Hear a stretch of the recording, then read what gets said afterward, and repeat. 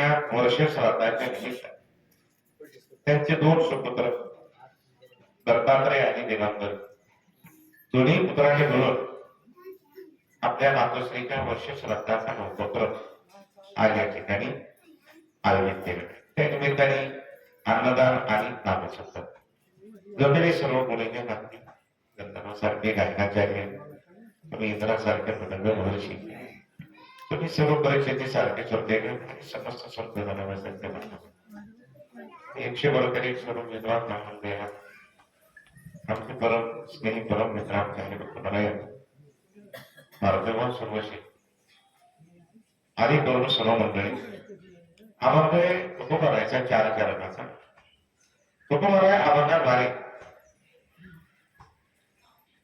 अख्ख्या विश्वाला आवाहन करतात समग्र विश्वाला आणि मार्गदर्शन करतात की महाराजांचं असं या अभंगाद्वारे असं विश्लेषण की संसाराची अंगी अवधीच व्यसन या संसारामध्ये अनेक व्यसन आहेत तरी पण व्यसन असलेला संसार तरी पण आम्ही ह्याच्यातून मुक्त आहे आम्ही या कीर्तनी शुद्ध असतात. आता विषय असा जर आता अगोदर संसार कशाला म्हणून हे समजणं गरजेचं आहे. संसार संसार संसार आपण एखाद्याच्या घरी गेलं भेटीला तर ते घरचे सुद्धा लोक म्हणतात महाराज बरं झालं तुम्ही आलात आपल्याला 2 मुलं आहेत 4-5 एकर जमीन आहे महाराज घर बी चांगलं बांधलेलं आहे बरं आहे आमचा आनंद आहे काय संसार आमचा हे संसार काय आहे आनंद आहे असं ते सुद्धा म्हणतात त्याला संसार म्हणतात. पण आपण जी भाषा बोलतो की जवळपास संत वाङ्मयाला धरून असं काहीच नाही. संत वाङ्मयाला सोडूनच जास्त भाषा आहे की संत वाङ्मय काय असतं संत वाङ्मय कशाला म्हणाल संत वाङ्मयातले शब्द काय आता आपण विचारच कधी करत नाही. आता संसार जर आपण ह्याला म्हणत असतात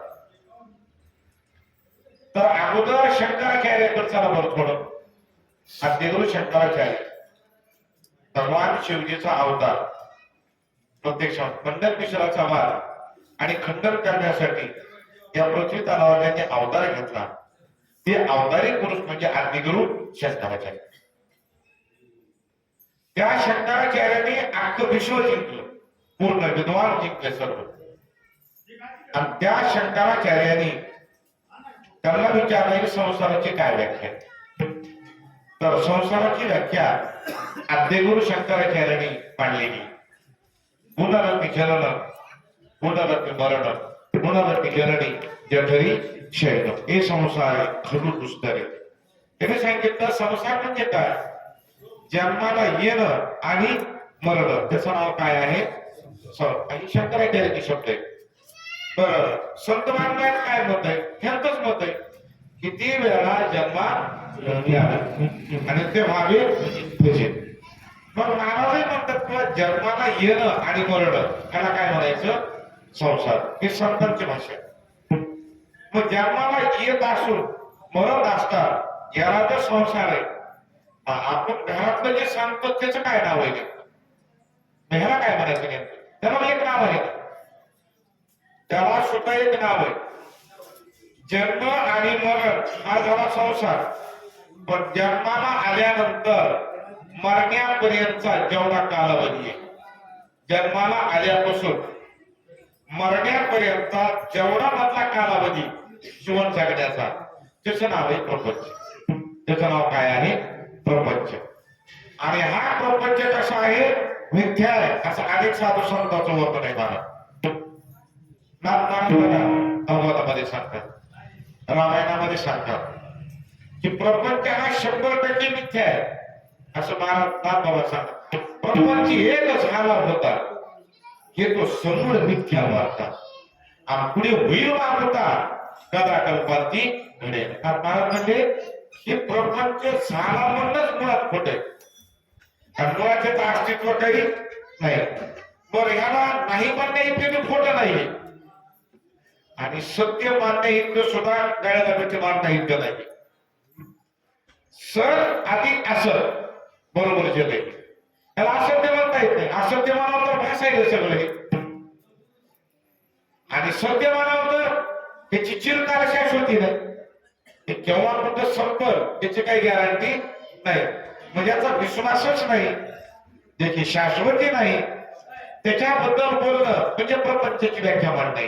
नाथ महाराज ह्याच्याबद्दल बोलणे सुद्धा नाही. हे असंच आहे आल्यापासून.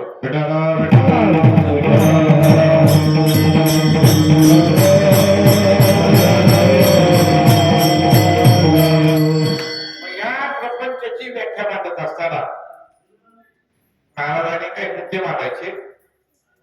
त्याला असं का म्हणायचं आणि सत्य का म्हणायचं त्यांनी व्याख्या मांडली. त्या ठिकाणी एक संदेश एका शिष्य मंडळाने त्यांना लग्नासाठी बोलवलं. महाराज या आशीर्वाद द्यायला आणि पद्धत आहे आपल्या लग्नामध्ये आशीर्वाद देण्याची पद्धत. आता त्याचं चांगलं होतं त्याला हे मला माहित नाही, पण जातात लोक आशीर्वाद द्यायला. मी म्हणतो आमच्यासारख्या भंगार लोकांचे आशीर्वाद घेण्यापेक्षा आई लोकांचे आशीर्वाद घ्यायला लग्नामध्ये.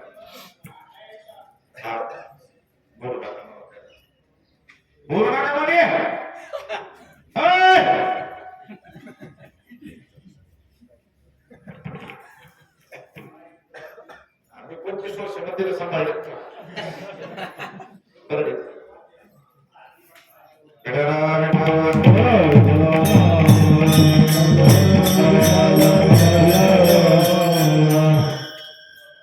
त्या ब्रह्मचारी महात्मा मंदिरातले बोलू नका. देव बाप्पाला बाहेर या म्हणा. काय तिकडे पिंपळाकडे जाऊन बोला.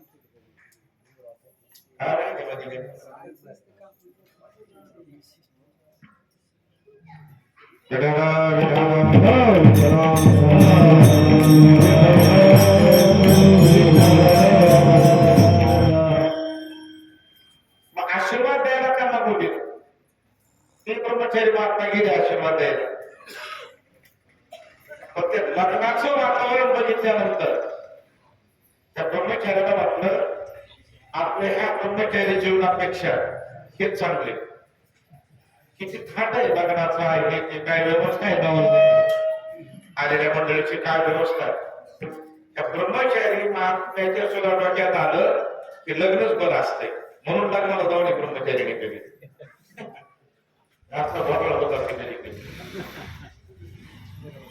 मंदिर सांभाळले गेले लग्नात जाऊन केली.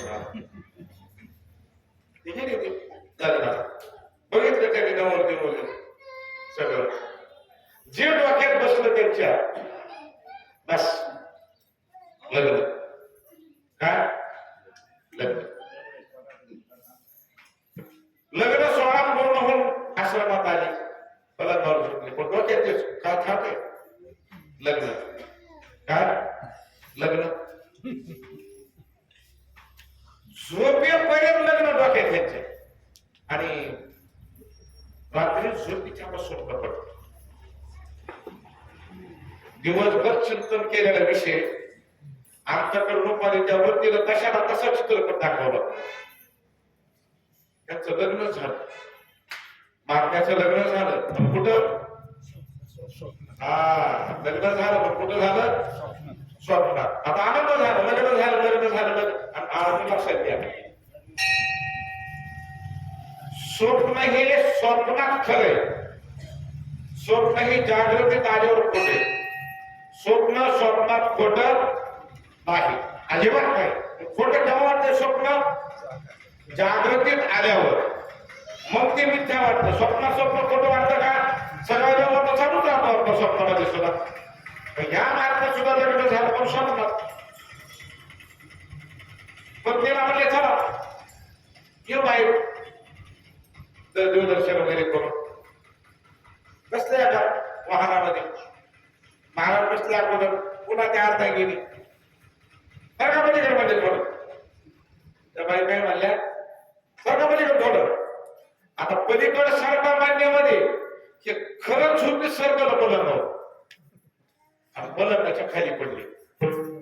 बलकाच्या खाली आता झोपीत बी पडलं आणि जागृतीत बी पडलं, बरोबर आहे का नाही?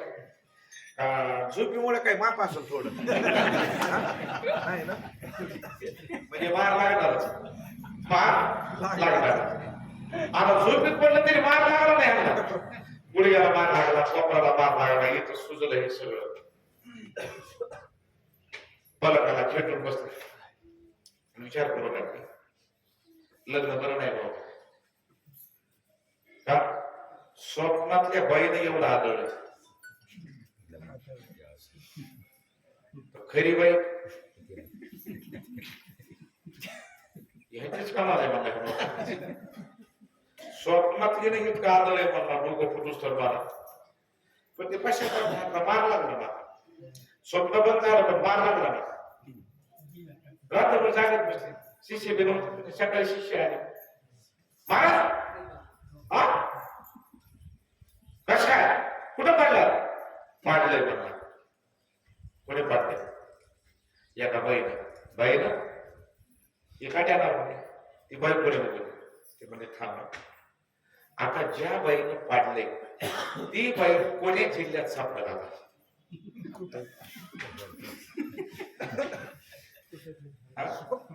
बरं, 10-5 वार कधी शोधायचे हुडका तुम्ही काय त्याला कीर्तनाची दक्षिणा तुम्हाला.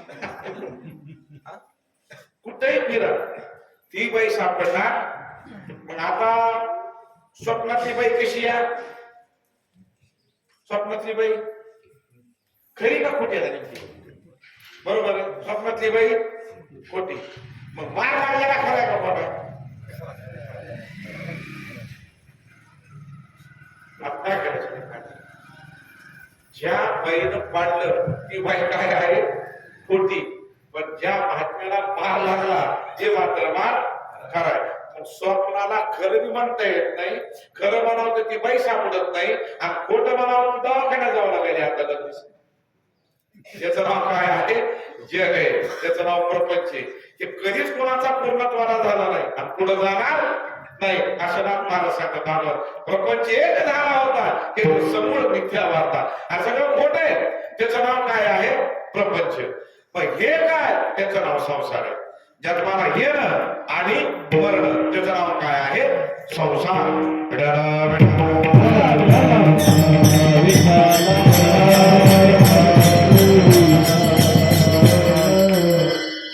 ह्याची अजून एक व्याख्या आहे. हे अस्तित्व कोणाला दाखवित नाही, नुसतं माणसाला भूमीत राहते. चला पुढं, चला पुढं, चला पुढं. पण कुठपर्यंत? नाटाच्या आम्हाला तुकोबरानं वर्णन केले. पुरी पुरी हा संसार,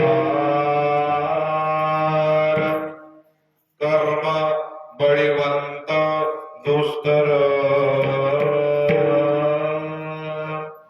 राहुनी स्थिर एके ठाई निश्चय,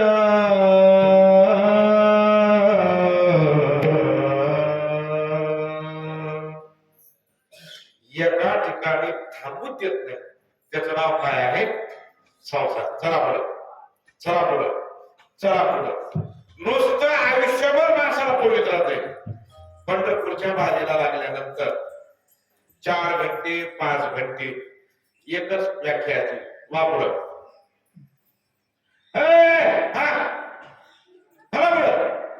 नुसतं ढकला ढकले, चला पुढं, चला पुढं, चला पुढं. 4 घंटे. मग एकदा रावणात आलं की त्याला वाटतंय आता ढकला ढकली बंद झाली. आता 4 घंटे जर झालं आपण ढकला ढकली मध्ये चालत राहणार.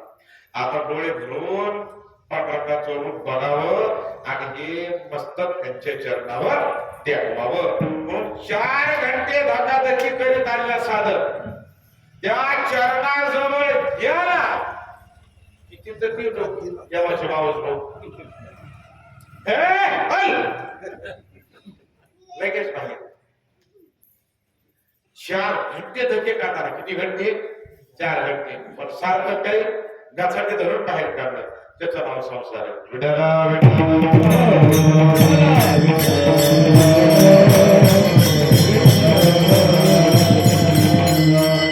म्हणून हा ह्याला तर 16चं नाव दिलं ज्ञानोबा राहिले.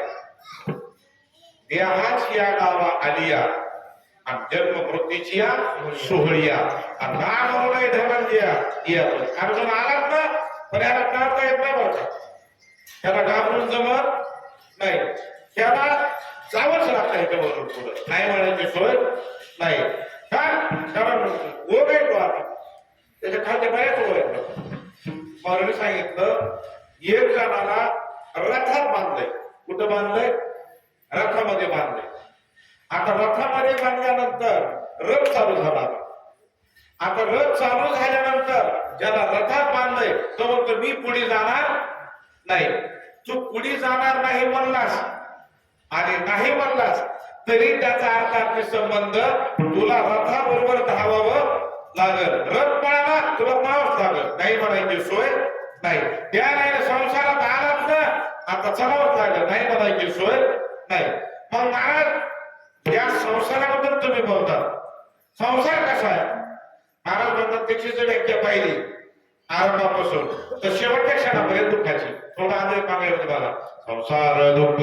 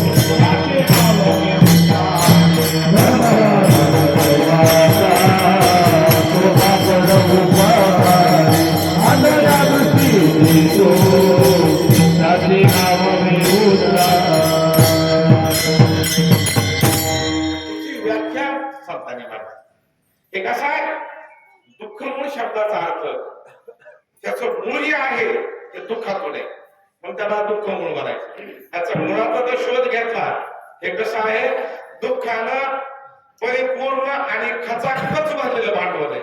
त्याचं नाव काय आहे? संसार.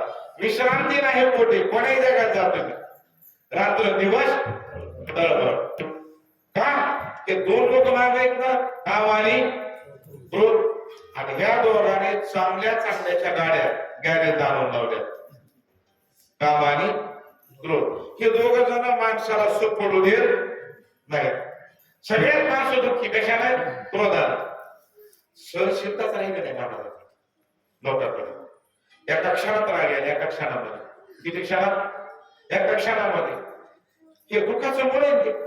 दुःखाचं काय आहे? मोठ्या मोठ्या विद्वानाला महाराजा क्रोधाने ह्याने सोडलेलं आहे. महाराज आपल्याकडे किती बी यंत्रणा आली शेतीच्या बाबतीमध्ये तर मला वाटतं सध्या तरी आता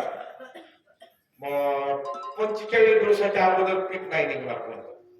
कधीच ते 45 दिवस कमीत कमी. किती दिवस? 45 दिवस. एवढी यंत्रणा असो एवढी योजना असो तरी 45 दिवस आपल्याला पिकासाठी वाट बघावी लागते. या भूतलावर अशी एक शब्द होऊन गेले महाऋषी 45 दिवस नाही फक्त 4 तासात पीक काढत होते. किती तासात? 4 तासात. सकाळी 6ला साठ यायची आणि 10ला त्याचा भातच. किती तासात?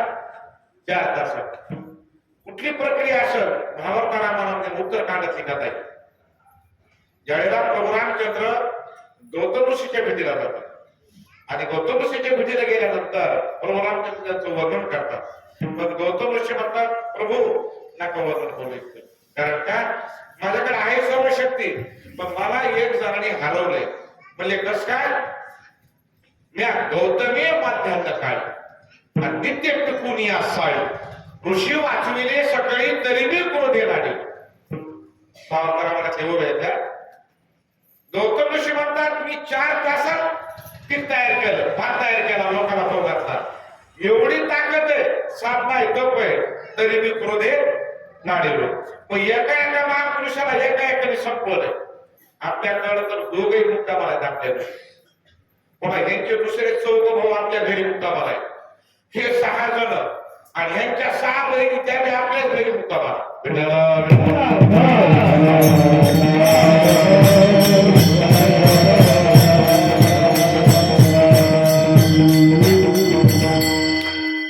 एवढ्या 12 जणांच्या तडाख्यातून आपल्याला वाचायचे आहे.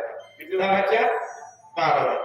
एका तडाख्यातून एक संपलाय, एका तडाख्यात आपल्याला 12 आहेत. 12 तरी महाराज म्हणतात म्हणजे याचं नावच संसार आहे. त्या नुसतं कोणी सरकत आणि सुख कोणाला देत नाही. बरं का देत नाही? महाराज म्हणतात अंगी. अंगी म्हणजे त्याच्या ठाई भाव, त्याचा स्थायी भाव. अंगी म्हणजे त्याचा स्थायी भाव. असं काही काही माणसाला त्याच्या अंगात गुण असतात स्वराचे, ठीक आहे. त्याला सगळे थोडे मार्गदर्शन लागलं की त्याचं तयारच होतं काय, कारण का त्याच्या अंगात गुण असतो तो. आणि त्याच्या अंगातच गुण नसत त्याला 10 बी पेट्या घेऊन लावल्या तरी म्हणत नाही पिठी जरा. मी म्हणतो तुम्हाला पेटी नाही, तुम्हाला लाकडी संदूक आणावं लागेल. ह्याच्यावर काय सुधारणार आहे? कारण का स्थायी भाव नाही ना. मला काय पाहिजे? स्थायी भाव पाहिजे. आणि त्याच्याकडे स्थायी भाव आहे त्याला हे गुण येतात. तसं या संसाराचा स्थायी भाव जे आहे तो आहे व्यसन. व्यसन म्हणल्यानंतर अजून आलं का तिथं झालं. आणि आपले मोठे मोठे कार्यक्रम सगळे करून जातात. मोठे मोठे व्यसन मुक्ती केंद्र, व्यसन मुक्ती सप्ताह असे नाव असतात. अजून व्यसनी शब्दाचा अर्थ बऱ्याच जणांना माहित नाही. व्यसन म्हणजे काय? 12व्या अध्यायामध्ये चिंतन आहे. 12व्या अध्यायामध्ये भगवान म्हणतात अर्जुना, अनादी काळापासून अंतःकरण उपाधीला चिकटून आलेला छंद त्याचं नाव काय आहे? व्यसन. बघा 12व्या अध्यायामध्ये भगवान काय म्हणतात, अर्जुना माझं आणि भक्ताचं एवढं जवळचं नातं आहे की या अवतारापुरतं नाही तर मागच्या अनेक अवतारापासून हे आमचं काय आहे? नातं आहे. किती जवळचं नातं आहे? भगवान म्हणतात अर्जुना ते भक्त जर मला नाही भेटले तर माझं समाधान होत नाही, कारण मला त्या भक्ताचं व्यसन आहे. ब्रह्मांडाचा मला सत्य, मला बी व्यसन आहे म्हणतात. आम्हा तयाचे व्यसन ते आमचे निजी निधान आणि किंबहुना समाधान तो भेट येते. अर्जुना अरे आम्हाला सगळं व्यसन आहे त्यांचं, ते भेटल्याशिवाय आम्हाला मन लागत नाही. म्हणजे अनादी काळापासून अंतःकरण उपाधीला चिकटून आलेला जो छंद आहे त्याचं नाव काय आहे? व्यसन. तसं ह्या संसाराच्या अनादी काळापासून अंगीभूत गुण कोणता आहे? त्याला जन्माला आणणं आणि परत नेणं. म्हणून आपण त्याच्या पहिले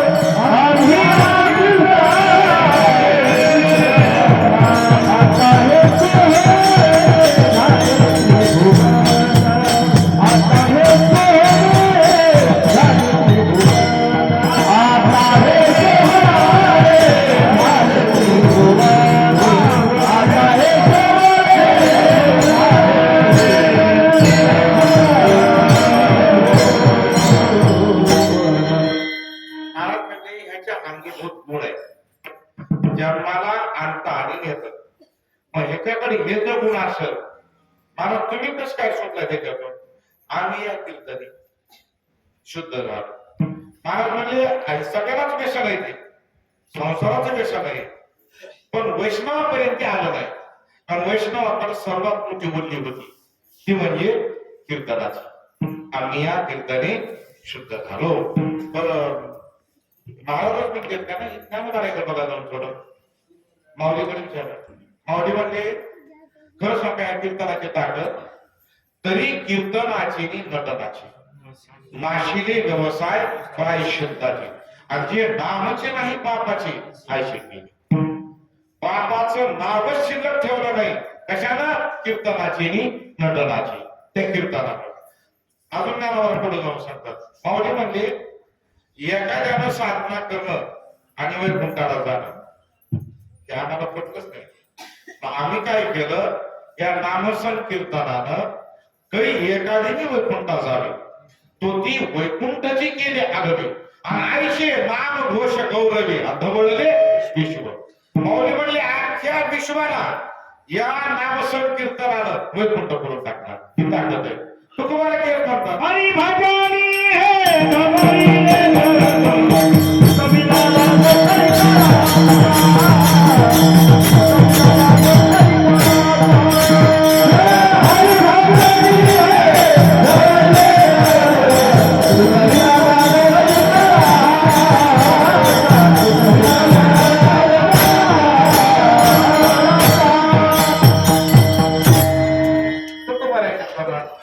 हरी भजनी दमळीने जग आणि चुकविला लाग करी काळाचा. या हरी भजनानं अख्ख्या जगाला धरून काढला आणि त्याचा फायदा काय झाला चुकविला लाग करी काळाचा. आमच्यापर्यंत कळी काळ येण्याची ताकद नाही.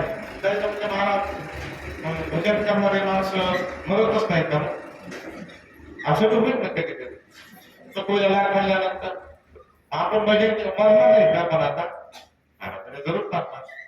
मग तुमच्या घरात काय फरक आहे तुम्ही जाणार आणि आम्ही जाणार फरक आहे. दारोदारात विचारणार जाऊ पुन्हा मावळी कसं असतं मांजर जर बाळ झालं का नाही मांजर त्याचं बाळांतर एका रूम मध्ये होत नाही कधीच सारख्या रूमा बदलीत राहते. आता ती बाळंतीण झाल्यानंतर आता तिचे जे बाळ आहे 2, 3 जे असते ती आता तिचे बाळ मात्र या घरातून त्या घरात नेण्यासाठी आपल्याकडे काही अँब्युलन्सची व्यवस्था आहे त्याकडे. मग माधुरीला कोण देईल अँब्युलन्स आपल्यालाच लवकर मिळाला माधुरीला कोण देईल. मग मांजर काय करते तिच्या लेकराची व्यवस्था स्वतः करते. मग ती काय करते त्या पिलाला घेऊन जाताना आता पाठीवर नेते ती पिले कशावर नेते ती त्या पिलाचं नरड कुठं धरती तोंडात आणि नरड तोंडात धरून ह्या रूम मधून त्या रूम पर्यंत उड्या मारली जाते. पण त्या पिल्ल्याच्या गळ्याला थोडा सुद्धा दात लागू देत नाही. बरोबर आहे. आणि तीच मांजर त्यांची इष्ट मित्र उंदीर जे आहे त्यांची इष्ट मित्र सज्जन सखी आता त्या उंदराला जी मांजर धरती ती बी त्याच तोंडानं त्याच दातानं पण उंदराला मात्र काही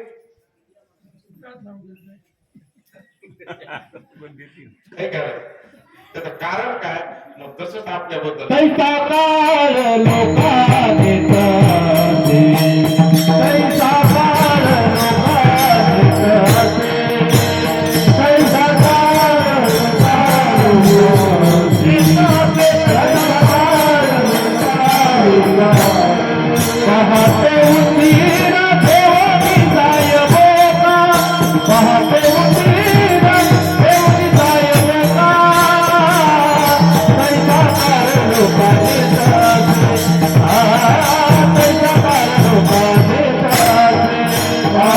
Thank you.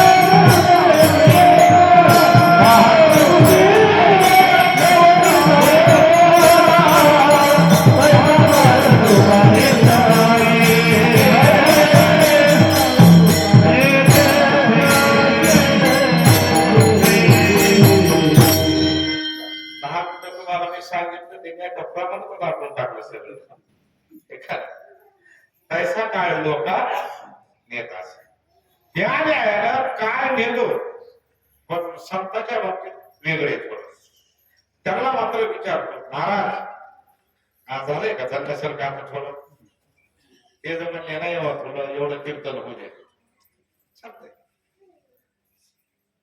आपल्याला विचारी का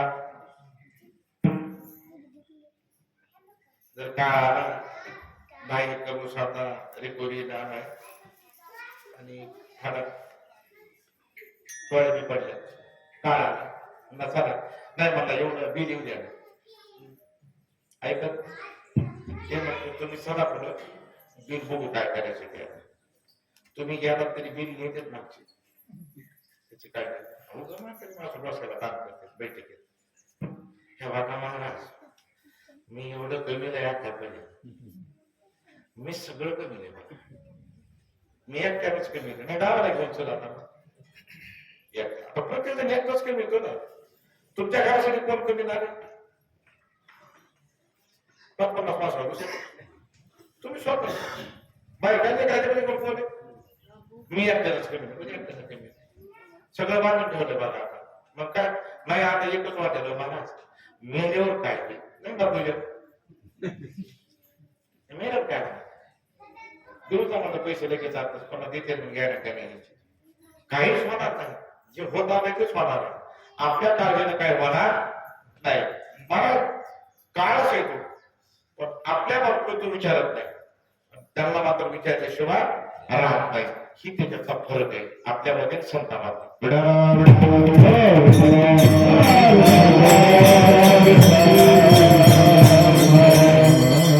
ताकद आहे कीर्तनाची भागवतामध्ये शेवटचा श्लोक आहे बघा नाम संकीर्तनम यस्य सर्व पाप प्रणाशनम प्रणामो दुःख शमनस्तम नमामि हरिं परम हे शेवटचा श्लोक भागवत सांगतो या जगामध्ये सगळ्यात मोठं साधन असेल ते नाम संकीर्तन अभंगामध्ये महाराज सांगतात नाम संकीर्तन साधन होईल जळतील पापे हे महाराज सांगतात अभंगामध्ये मग तसं कीर्तन म्हणजे काय नाम चिंतन करणं त्याचं नाव खरं कीर्तन आहे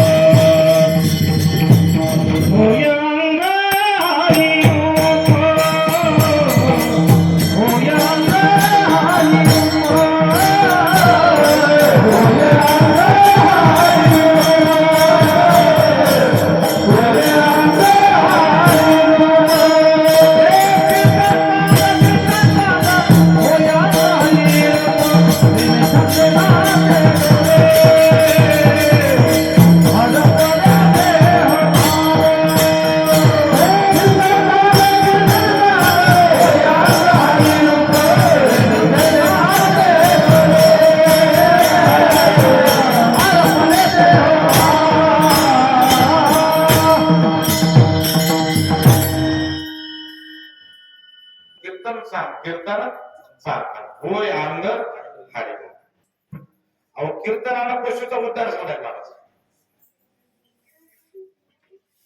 गुरुवारी दैठणकर महाराजांचं घोडच होत दर महिन्याला वारी तरी घोड थकलं शेवटी त्याला बांधून ठेवलं आणि दुसरं घोड दिलं पण ते म्हणणार माझी शेवटची वारी महाराजांनी मला कसं काय ठेवलं ते दावत जोडून निघून गेलं पंढरपूर येतं दर महिन्याची वारी माहिती वाळवंटात त्याला देहाचं विसर्जन केलं पशु घोड कोण आहे पशु आहे पण त्याला वाळवंटात जाऊन आपल्या देहाचं विसर्जन केलं ती मी कीर्तनामध्ये मला या कीर्तनाला पशुचा सुद्धा उद्धार झालेला आहे ही कीर्तनाची काय आहे ताकद आहे तुम्ही सहज म्हणा ज्ञानोबा सांगतात वेदिकामाचे मुद्दाम भजन केलंय का तू ते आराधना ऐके तुझी आराधना बी करीत नव्हती आणि तुझं नाम चिंतन बी ऐकत नव्हती ती का फक्त कौतुकानं पोटाला बोलत होती तो आवाज मोठी गणिके आणि सुरुवात होती काय ताकद आहे गणिका मातोश्रीने काय भजन केलं नाही उग पाळलेला पोपट राघोबा राघोबा राघोबा राघोबा राघोबा राघोबा म्हणून याचं विसर्जन झालं.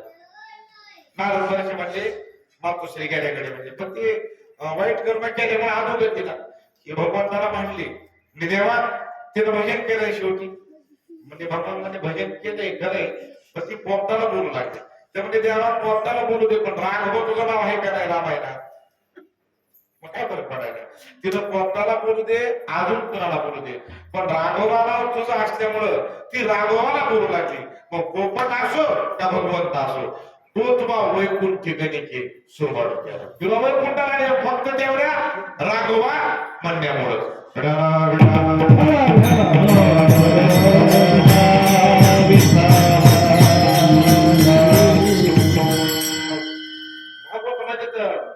पोताला मारतात कट्टलेलं होतं की तिथं कट्टलेलं होतं पण ती आली भगवंताकडं आणि भगवंताला मांडीवर घेतलं तेवढंच घेण्यामुळं ज्ञानवारा म्हणतात तुवा सनकाधिकाची निमाली आणि सायूच्या सौरस होते दमा पुतणे ते विषाचे निस्तन माने मारू जी बाई विष धुवून मारायला आली त्या बाईला काय केलं मोक्ष देऊन टाकला जी की शुकाचार्य सनक सनंदन सनातन आणि सनत कुमार या सर्वांना जे मोक्ष आणि तेच मोक्ष पुतनाबाईला दिला ते अखंड भजन करतात तरी त्यांना तेच आहे आणि तिनं एकदाच भगवंताकडे आली तरी तिला तेच आहे त्याचं कारण काय फक्त त्याच्यामध्ये एकदा आलं भगवंताकडं विषय भेटला मला किती भजन केलं याच्यापेक्षा भजन शेवटी कसं झालं याला महत्व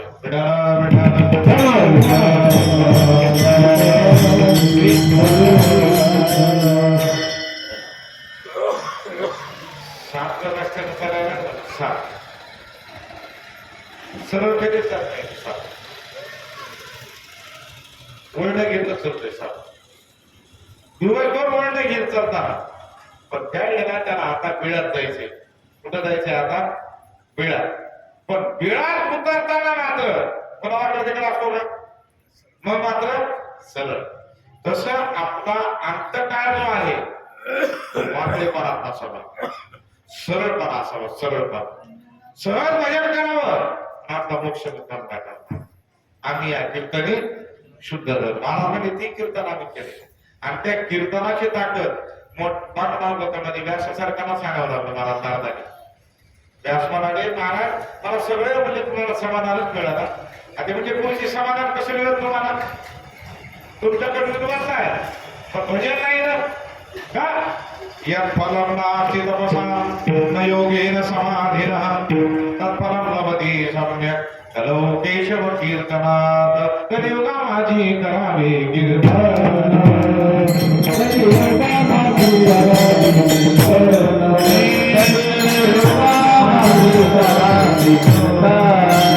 कलियुगा माझी करावे कीर्तन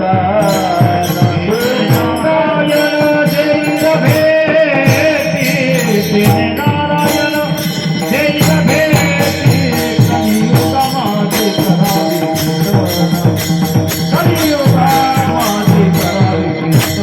माझी करावे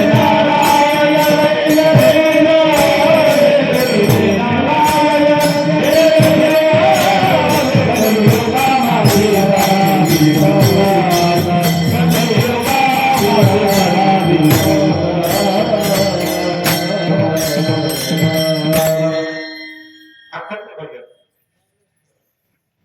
वैष्णव गेले बघा आपले दोन बसतात वैकुंठवाशी काशीरामबाई डोळे ते महात्मा एक क्षण सुद्धा महाराज भजनाशिवाय नाही बैठक मध्ये आलं का नाही त्यांचं नाम चिंतन चालत चला मला केलं हा झालं का चला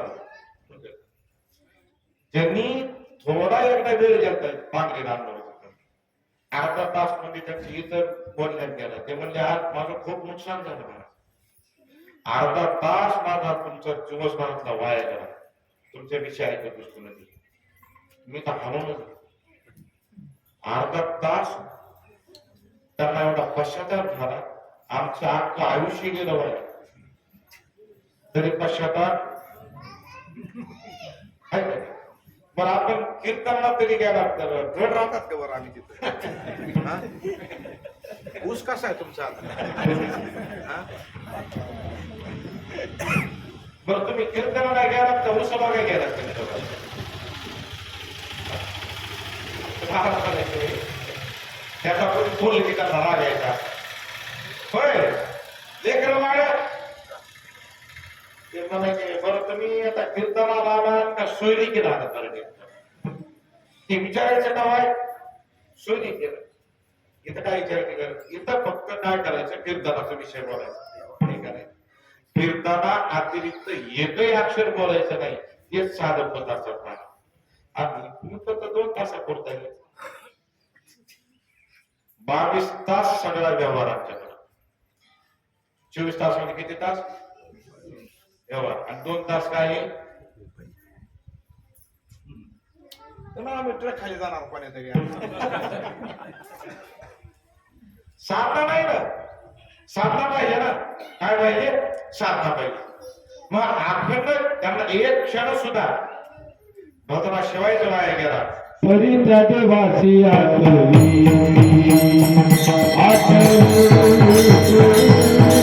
परित्याग वासी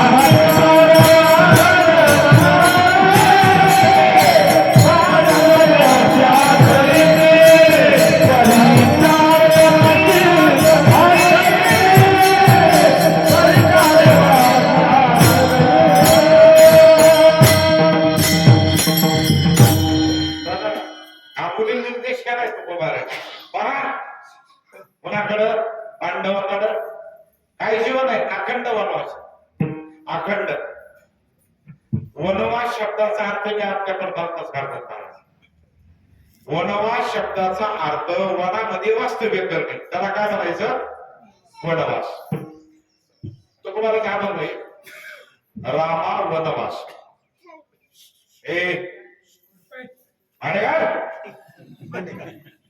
तेने वशे सर्व देश वनवास शब्दाचा अर्थ वनामध्ये वास्तव्य करणं त्याला काय म्हणायचं वनवास आपण वनवास शब्दाचा अर्थ काय करतो एखाद्याच्या मागे काही जरा दारिद्र्य लागलं महाराज हेच आमच्या मागे वनवास आहे मी म्हणतो दारिद्र्य म्हणजे वनवास नाही वनामध्ये वास्तव्य त्याचं ना वनवास आहे आपल्या मागे जे दारिद्र्य आहे आपलं कर्म येते आणि कर्म कुणाच्या बापाला चुकत नाही रामाला चुकलं नाही कर्मे राम कर्म बरोबर नवलच महाराज मोठ्या माणसाच्या हाताने एवढं चुकावं चुकलं नाही आता रामप्रभूच्या हाताने चुकलं महाराज कर्म पूर्वी अवतारामध्ये कृतयुगाच्या प्रारंभाला विश्वमोहिनीच स्वयंवर विश्वमोहिनीच आणि त्या स्वयंवरामध्ये त्याच्या गळ्यात माळ पडत त्यांच्याशी लग्न झालं सगळेच तिथे गेले स्वयंवराला लागला तर लागला नंबर फार मला काय अडचण त्याच्यात नावाचं बी लक्षात आलं म्हणजे चला आपलं बी जमलं तर जमलं आपण बी जाऊ लग्न घातलं भारत केलं लग्न तर राहिलं म्हणजे आता विचारलं भगवंता मग देवाला विचारलं देवा म्हणले मी येऊ का त्या स्वयंवराला जाऊन भगवान म्हणजे स्वयंवराला का अवघड सगळे चालले म्हणजे आपण बघूया भगवान म्हणजे ना लग्न करायचं काय म्हणजे तुम्हाला काय माहिती म्हणजे आता एवढ्या लोकांचे लग्न झाले माझं एक काय बिघडलंय भगवान म्हणजे आता तुमचं लग्न माहिल्यानंतर अवघडच झाले आपण तुम्ही लग्न करतात पण हिला द्यायचं कोणाला सगळ्यात मोठी समस्या कोणती सप्त्यामध्ये पारेकरी अगोदर आला होता कुठून महाराज भेटतील गाय माझं कान पण पारेकरी आणायचे कुठून सगळ्यात मोठी समस्या हे झालं मग ह्याला कमी समजून जावं लागतं सगळ्यात अधिष्ठान हे असतात हे जातात त्याकडे येईल तर काय करायचं? काय करताय? काहीच करता येणार. हा 2 तास तरी खाली बसू द्या, काय दुसरे आहेत बाबा. महाराज उठू द्या, बोलू द्या ते महाराज, दुसरा उभा करता येईल एका मिनिटात. काय करायचं? अवघड आहे की 2 तासासाठी अवघड आहे. हे तर अखंड नाही नारदाकडे म्हणजे बाबा येईल कोणतरी म्हणजे मला दिवस करायचं बाबा म्हणजे नाही म्हणल्यावर काय पण म्हणजे लग्नाला जाताना सुशिक्षित व्हा मेकअप लग्नाला जाताना मेकअप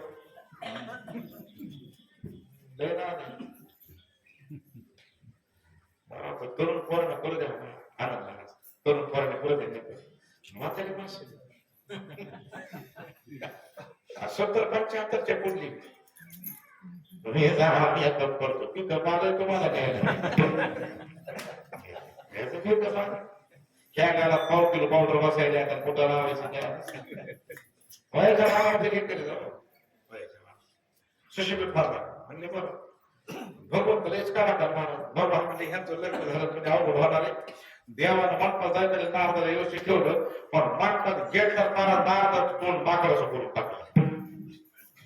नारदाला पुन्हा तोंडच बघितलं नाही डाऊन बसले बैठकीमध्ये आता माकडाच्या तोंडाला मार कशी पडला आता पुन्हा ती भगवंताच्या गाड्यात मार पडली भगवंताच्या नारदाकडे नाही मार पडली. नारद म्हणजे एवढं देतो करून आमचं नाही लग्न झालं देवाच पुन्हा देवाला खंडाय देवा एवढं लग्न झालं असं काही बिघडलं असतं म्हणजे कस काय मोडलं तुम्ही आमचं लग्न भगवान मी कसं तुमचं लग्न मोडू नाही कस काय नारदा आरशात तोंड बघा तुम्ही म्हणजे तोंडा काय झालं बघा ती गेली आरसा घेऊन तुझ्या माकडाचं तोंड इथं घोटाळा झालाय का पुन्हा काय कसं मी केलं म्हणजे देवा इमानदारीला सांगा आमचं माकडाचं तोंड झालंय का तुम्ही केलंय खरं सांगा ते म्हणजे तुमचं लग्न होणे म्हणून केलंय सगळं म्हणजे ठीक आहे आमचं तुम्हाला म्हणजे शाप आता इथून पुढे राम अवतारामध्ये तुमचं लग्न होईल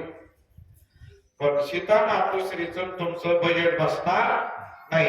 त्या पुन्हा जातीलच रावण घेऊन जातील पण रावण घेऊन गेल्यानंतर पुन्हा ह्या माकडाकडे शेवला लोक पड्या तरी हे तुम्हाला अंदाज आशीर्वाद दिला म्हणून कर्मी राम वनवासा गेला म्हणून ती जबाबदारी ह्या मालगावला ती महाराज ते शोधून आणायची का ते पहिल्या म्हणजे मोठ्या मोठ्याकडे सुद्धा कर्म चुकत कधी असं चुकतं बरं का कर्म मग तसं कर्म हे कर्म चुकतं त्याच्यापेक्षा नामचिंतन सगळ्यात चांगलं.